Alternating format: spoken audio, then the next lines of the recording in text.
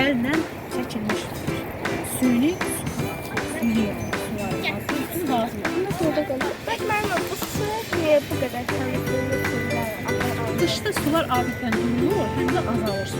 Buna görə belə çünki axı külsə həm axan suyunu bilir ki, bir tek edəndən sonra ümumiyyətlə təmizləyir, özünü təmizləyir. Ama su rəngi niyə belədir? Daha az işe ki ben yaxşı içerim. Nereye geldi? Ne olacak? İndi kanalın adı nə oldu? Şirvan kanalı. Şirvan. Sizcə niyə kanala çəkməyə ehtiyac var Azərbaycanda? Su temizliği oldu. Hansı iqlim yaşayırıq? Su profil, yarım səhra zonası yaranır. Ona görə torpaqlarımızın sularına ehtiyacı var. Başa düşdünüz. Bax, bu kanalları adətən ona görə çəkilir. Bax, o kanalın normal axmanı bax. Çox sürətli.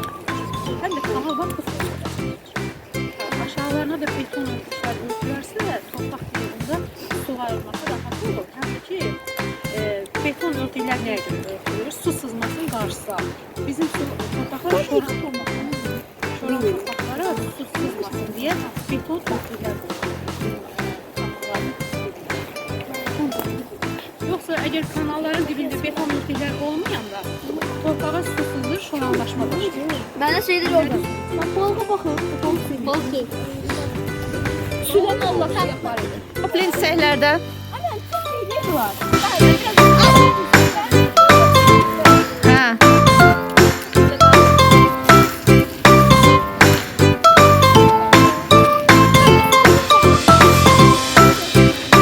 Get səhlərdən yığın. O səhlərdən yığın bir dənə görək.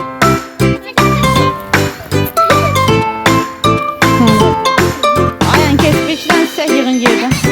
Hə.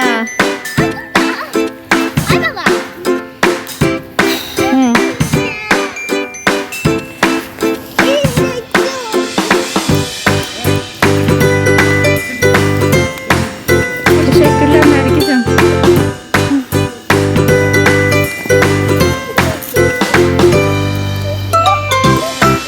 Burada çıkılı benzeşeler de var.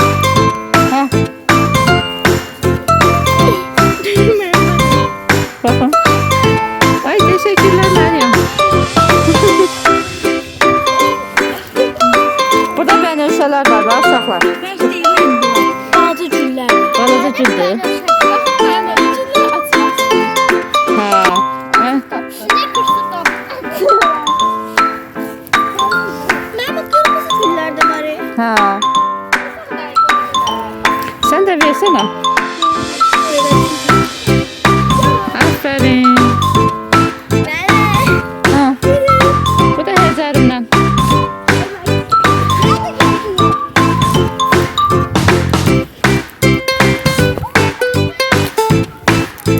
Gəlirəm Məryəm.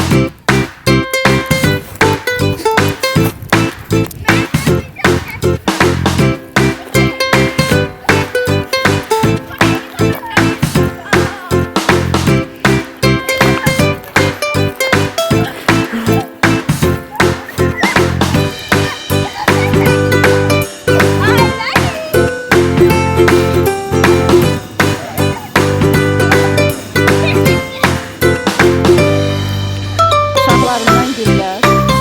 Gəl bir dənə yanıma. Qızlarım gəlsin, qızlarım. Sen benim yaşlım ol. Mən biraz arada durum, yaxına gəlməyim.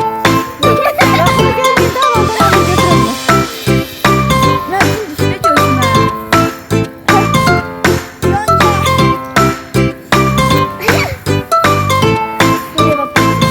Çərşənbələriniz, bayramlarınız, Ramazan bayramı. Hamısı mübarək. Təbriklər. Merve,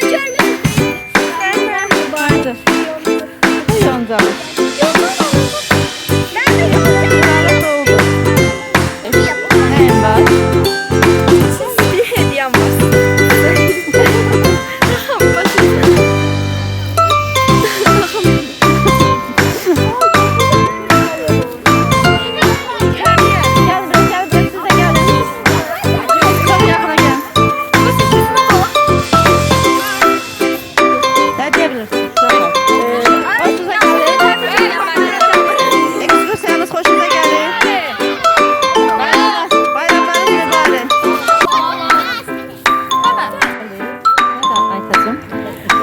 Ben şey güllerdi. Bunlar yoncadılar. Bir de sarı.